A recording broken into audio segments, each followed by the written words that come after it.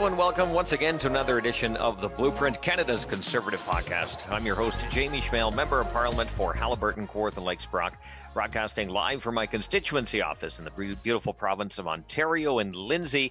Thank you very much for joining us.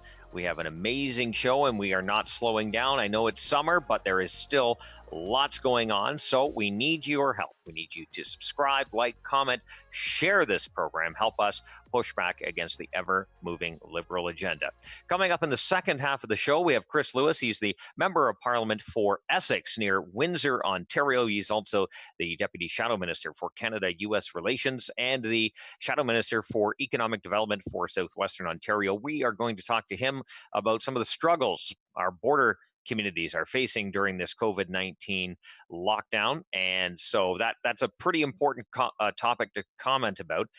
But before we get to him, we have Kelly Block. She is the Member of Parliament for Carlton Trail, Eagle Creek in the beautiful province of Saskatchewan. She's also the Shadow Minister for Public Services and Procurement. And you can only imagine what we are talking to Kelly about. She's a friend of the show. She's coming back on again. It's the Me to We scandal that has been rocking Justin Trudeau. And I think this is bigger than the sponsorship scandal had this gone through, because this is almost $1 billion of taxpayer money being spent, given to their friends, the Kielburgers, who have deep connections to the Liberal Party. So thank you, Kelly, for joining us. Let's unwrap this. This is a lot to get onto. Yeah, there certainly is. Thank you so much for having me join you today.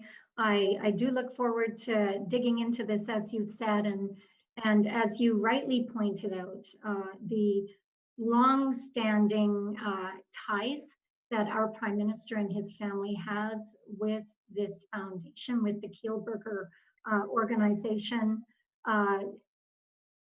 make this awarding of this contract very suspect.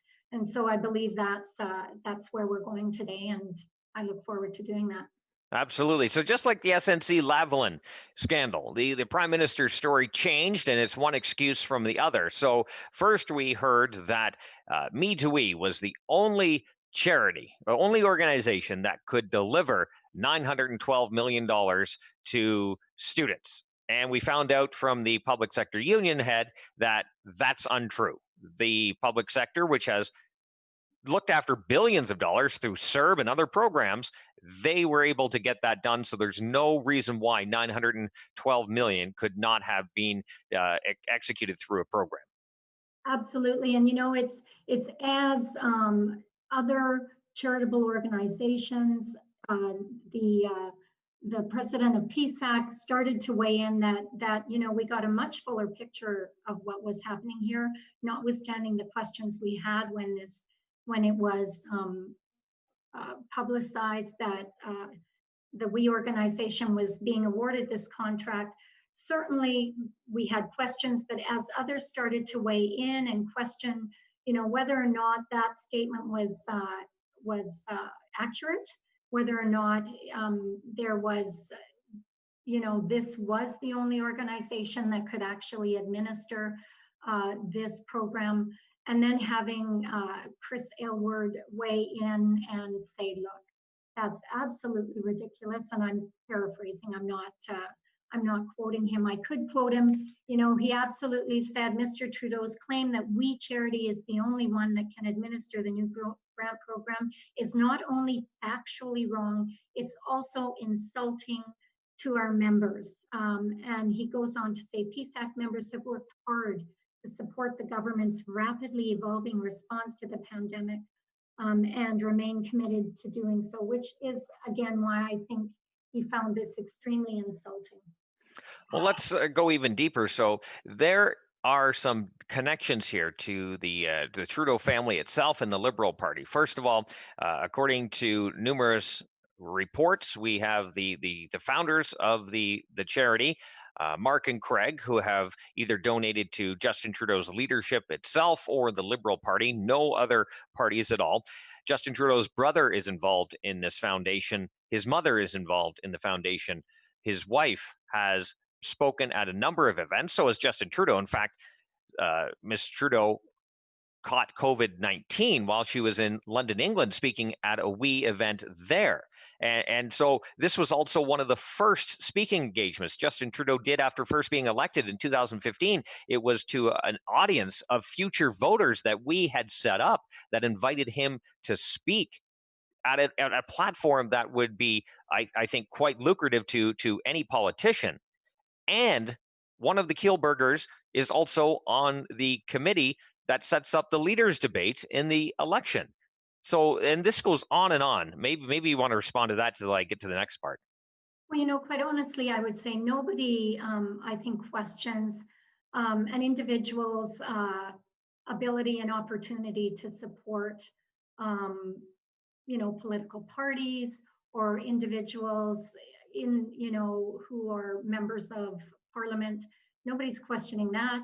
Nobody's questioning the work that we organization does. But I think when you start to unpack this, when you start to look at the long-standing relationship that the Trudeau family has with this organization, when you start to look at how this whole awarding of the contract unfolded, that's when we begin to look a little deeper, to look into whether or not proper processes were followed and whether or not there is in fact a conflict of interest. So a main objective of this program was to arrange volunteers. Now, I guess some people have asked, and I've seen it in numerous reports, is it sound a bit odd that we are paying people to volunteer?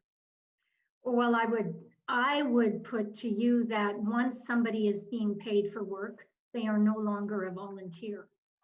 And so if it was in fact to try and get post-secondary students engaged once again in the workforce, there are many other programs in place to do that. I think our own Conservative colleagues, put forward a number of strategies that the current government could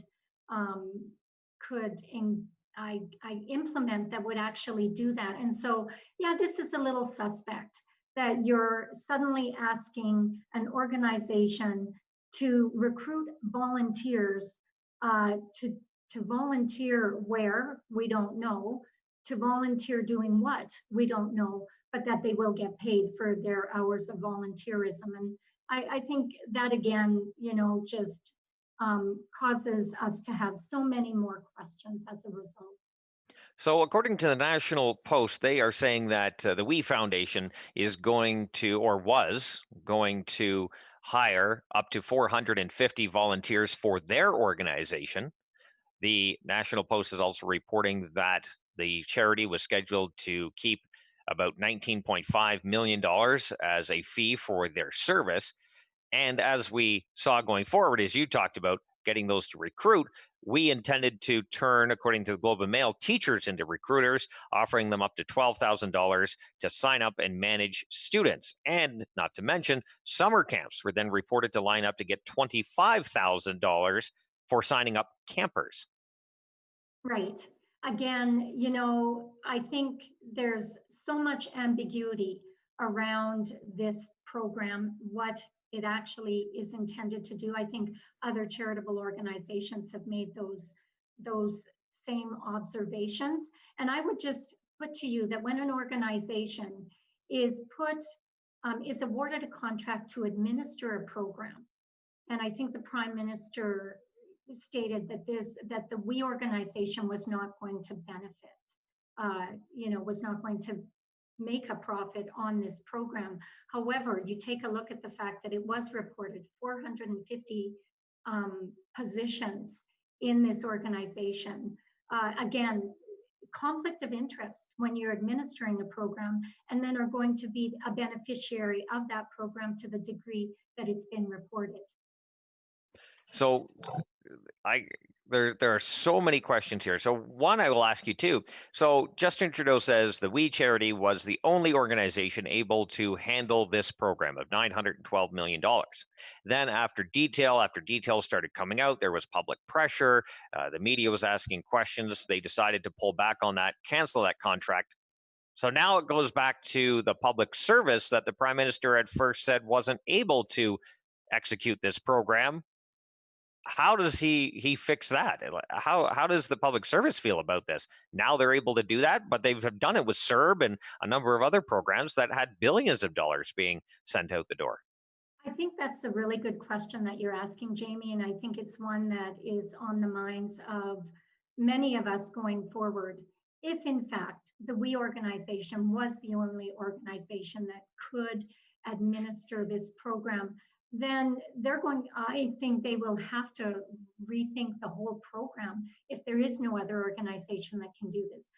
Either that, or they are going to have to backtrack what they've said and basically come clean with Canadians to say, look, you know, we believe that this was the only organization that can do this. I think it's all going to come out in the wash at the end of the day, whether or not proper processes were followed, because that is really what we as the Government Operations and Estimates Committee are looking for. At this time, we did write a letter to the Procurement Ombudsman. We've just sent a letter to the chair of our standing committee calling for an emergency meeting so that we can dig into this. We know that while it was the Employment and Social Development Canada that signed the deal, Treasury Board does have a contracting policy in place, which includes non-competitive contracts by other departments. So this contract would probably fall into that. So we know that there's a process that EDC should have followed, and Conservative colleagues, together with other opposition parties, want to ensure that the process was followed, given the close ties that we has with the Trudeau family. Big news this week as well. We had the Ethics Commissioner determine that he is going to look into Justin Trudeau and the path in which this program is being implemented through the We Charity, and whether or not his argument that this charity was the only one that can deliver this service actually holds water. So I want to also give a shout out to our Ethics Shadow Minister, Michael Barrett, the Member of Parliament for Leeds, Grenville, Thousand Islands, and Rideau Lakes, for his effort in doing that and pushing that Ethics Commissioner to make the correct decision, in my opinion. So this is what? Ethics investigation number 3, I believe. Yeah, you know, and I think, again, I too, you know, want to give kudos to all of our Conservative colleagues who have been raising this issue. I believe our Finance Committee has called upon the Auditor General to also look into this program. And again, my Conservative colleagues on committee, you know, want to make sure that proper processes are followed when the government is procuring the services of an organization or when another ministry is awarding contracts. And quite frankly, we've had opportunity to question the president of the Treasury Board in previous committee meetings where it's not been very clear. He's not been forthcoming in what the rules actually are when it comes to untendered sole source contracts. And this is another angle that we want to question Minister Duclos about. So fake parliament is returning tomorrow. I have no doubt this will be one of the main topics being asked of the Prime Minister if he decides to show up, because there are so many unanswered questions. But given the fact that he isn't really answering questions, he's just giving his old tired talking points and blaming somebody else, I don't expect us to get very far, unfortunately. Yeah, you know, I think that has been the interesting part to this whole past session, if you can call it that, where Parliament wasn't actually meeting. It was the COVID-19 committee. And, you know, we were so restricted at the time. And as you pointed out, answers aren't forthcoming. And quite honestly, when you consider these unprecedented times, the pandemic, what was required and needed to respond to something like this, it's been extremely disappointing that the Prime Minister and his cabinet colleagues have not been more interested in providing the answers that Canadians are looking for. Kelly Block, Member of Parliament for Carlton Trail, Eagle Creek, the Shadow Minister for Public Services and Procurement. The time always goes so fast when we meet and talk like this. I do appreciate your time. Any parting words before I let you go? Listen, here in Saskatchewan, we're in phase 4.4, which means, and I've got the list here, we're already at the place where indoor sports and activities can happen, indoor pools are open, indoor rinks, performing arts.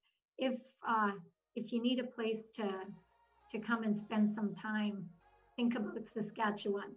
The beautiful province of Saskatchewan, definitely. Well, we're going to talk to Chris Lewis. He's the Member of Parliament for Essex coming up next. His community just opened up today, and his community is a border town, which has been hurting because obviously there's a lot of goods and traffic that goes back and forth. So we're going to talk about that. So thank you very much, Kelly. We appreciate your time and have no doubt tomorrow during Fake Parliament, this will be a very hot button issue, and appreciate your leadership on this as well.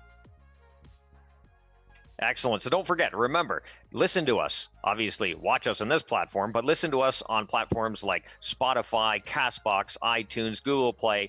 Like, comment, share, subscribe, help us push back against the ever-moving Liberal agenda. That was part one of the Blueprint. Part two is coming up. Again, Chris Lewis, the Member of Parliament for Essex, he's coming up next. Stick around. We're going to talk about how the COVID-19 lockdown has affected the border community. So remember, low taxes, less government, more freedom. That's the Blueprint.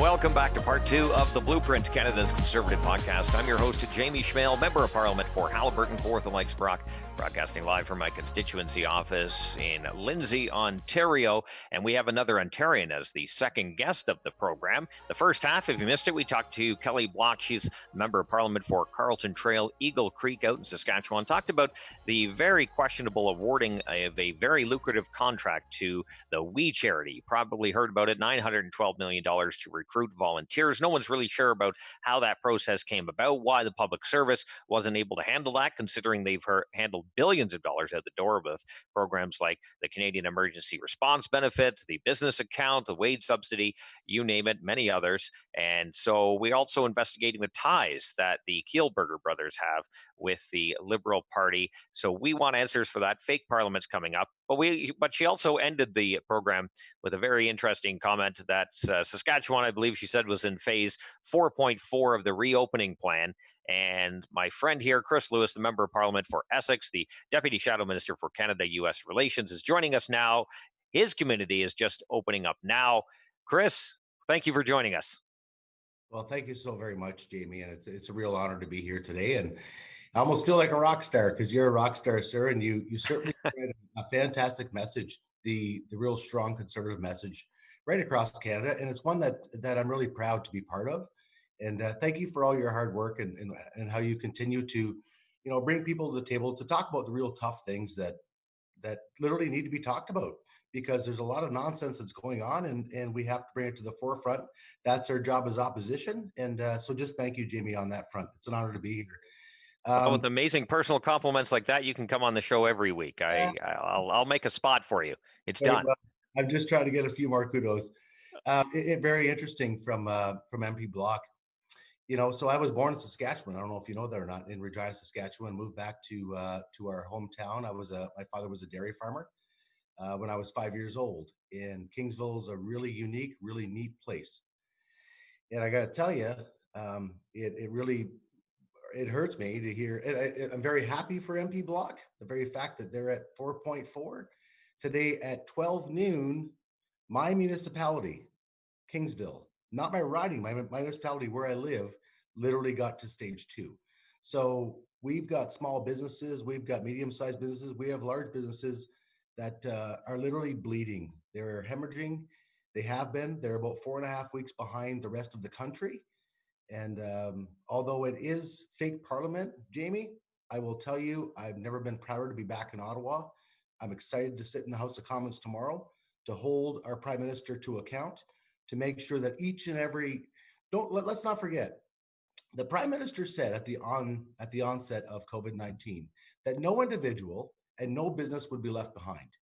And the truth of the matter is, I can tell you right now that my hometown of Kingsville and my neighbor of Leamington is 4.5 weeks left behind.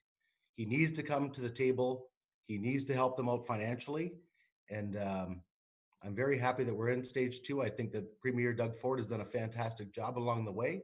I'm glad that he's opened it up for us, but a whole bunch more work's got to be done, and we're far from 4.4. So it's a good day. It's kind of we're still behind. We're still struggling and hurting. I can imagine. For those joining in from other areas of the country, to get an idea of where Essex, the riding of Essex, is and what Chris is talking about, it's right beside the riding of Windsor, the city of Windsor, I guess, as you will. There's obviously geography around the actual city that includes many of the ridings of Windsor, but his riding is right there. So obviously there is a lot of agriculture, a lot of tourism, and a lot of trade that goes across the border. And the fact that the border has been closed to non-essential travel is hurting that community for tourism dollars especially. We're talking about issues they had with agriculture for the temporary foreign workers, and the fact that they are just opening in stage 2, which means my friend Chris can now get a haircut. This is something that has hurt small businesses, because as we all know, for those of you outside the province of Ontario, but this could be the same in whether you're not in British Columbia or whatever, a lot of cases, small businesses were told to stay closed, but the big box stores were being told to stay open. So the big companies were able to operate somewhat as usual, but it was the mom and pop stores that had the hardest impact. Yeah, absolutely. It's a great way to package that there, Jamie. Thank you. So long story short is, so my riding of Essex, and I guess more so than our region, but my riding of Essex is truly a microcosm of Canada. So whatever you can find across Canada, you can find it in my riding, be it fishing, be it mining, be it auto industry, agriculture, you name it, it's here. And we've literally taken it off the chin. So I'm all about solutions. I don't look at the past. There's a reason that we have a great big windshield in our vehicle and a very small rear view mirror, right? So we have to know where we came from, but look forward. But certainly on the border front, listen, we've got just some of the very greatest and best frontline workers ever, Jamie. And they had to make a really difficult decision early on in COVID-19. Many of them worked on both sides of the border.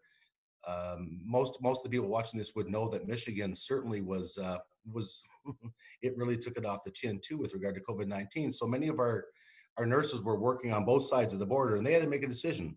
Are you going to work in Michigan, or are you going to work in Windsor?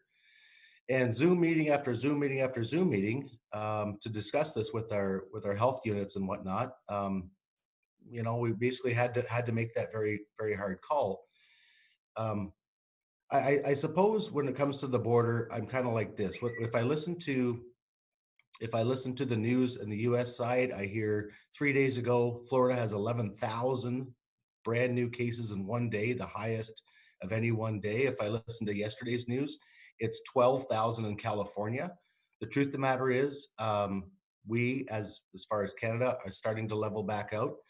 But equally so, Jamie, what's concerning is we've got a lot of folks that, they may have family in the United States that are hurting and or suffering and or quite frankly dying.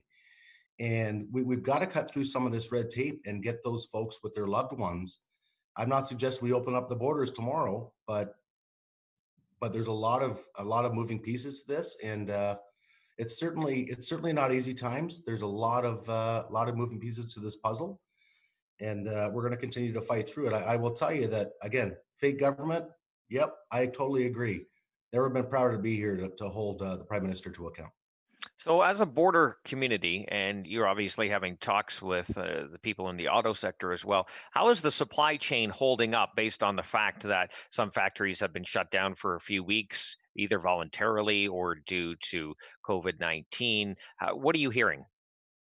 Yeah, certainly. So there's so many fronts, and as a matter of fact, just a couple of or 3 weeks ago, I suppose I was standing with Unifor. So if we back up a tiny bit and look at it with regard to CERB and all of the people that have fallen through the cracks, be it a mother, be it a mother, sorry, somebody that was pregnant that really can't get all those hours. Maybe it's a seasonal worker that that they can't get their 500 hours. So their CERB's going to run out, their EI is going to run out, and come February of next year, as an example, they can't go back on EI.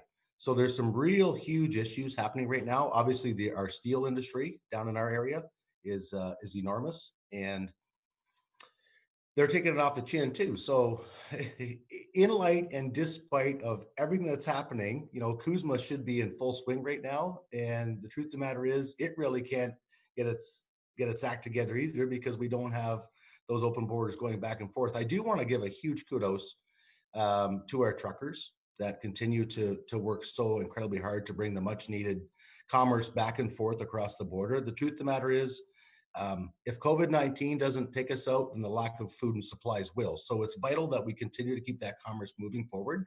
I'm excited to be back in Ottawa. We'll be sitting with the International Trade Committee on Thursday, to ask these very tough questions. Here's a great one for you, Jamie, that I've been pondering in my head. So for every month that our border is not open, what does that do economically for the relation between Canada and the United States? And those will be some very pointed questions that I'll be asking at international trade, because the truth of the matter is, somebody's paying for it, and we know who's paying for it because of the lack of the relationship that our prime minister has with the president.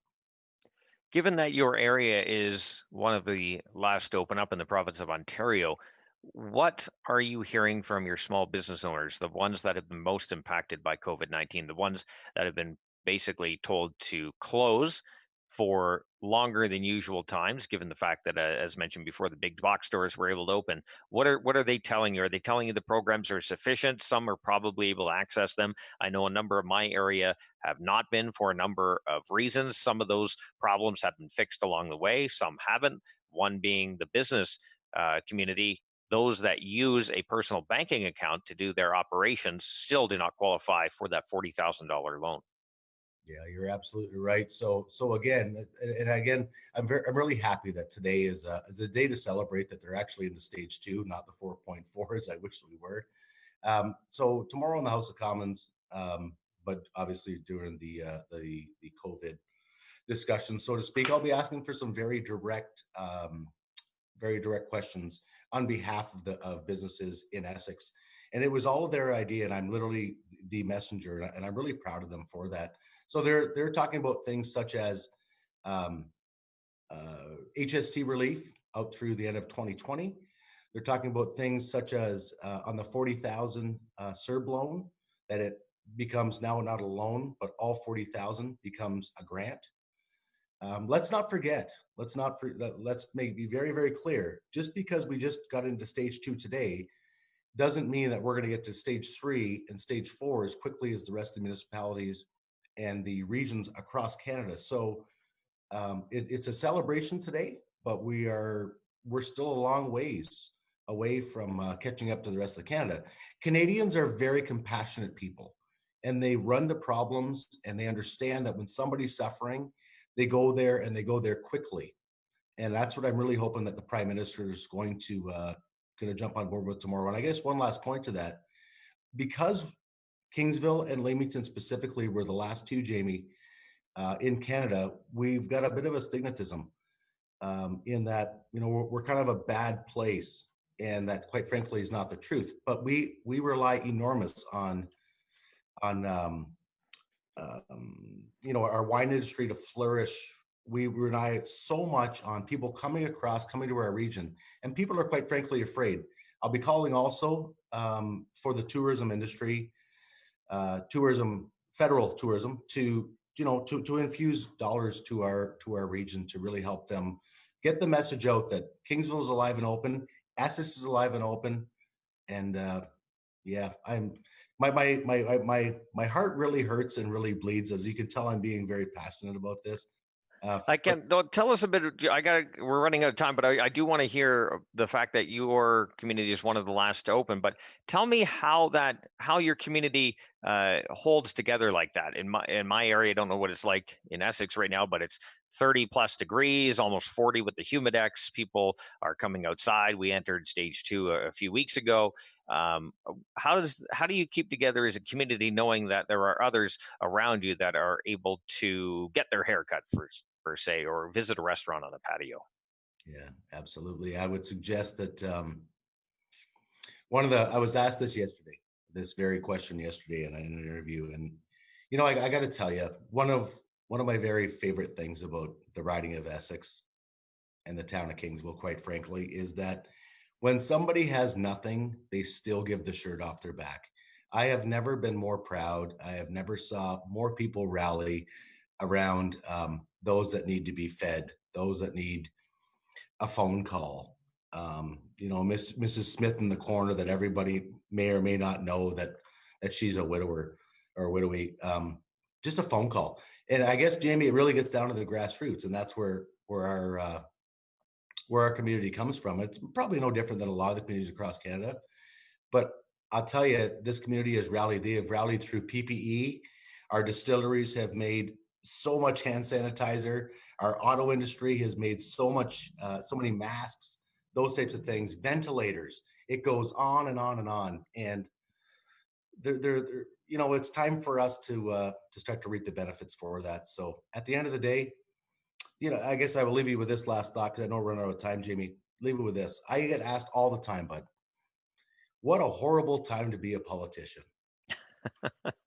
And my response is, my friend? I can imagine. Fire away. A fantastic time to be a politician. I would rather be one now in the trenches with the folks, bringing a great message and bringing hope and getting the job done at the grassroots than in the good times. So I gotta leave it on that front, buddy. But I had to put that out there.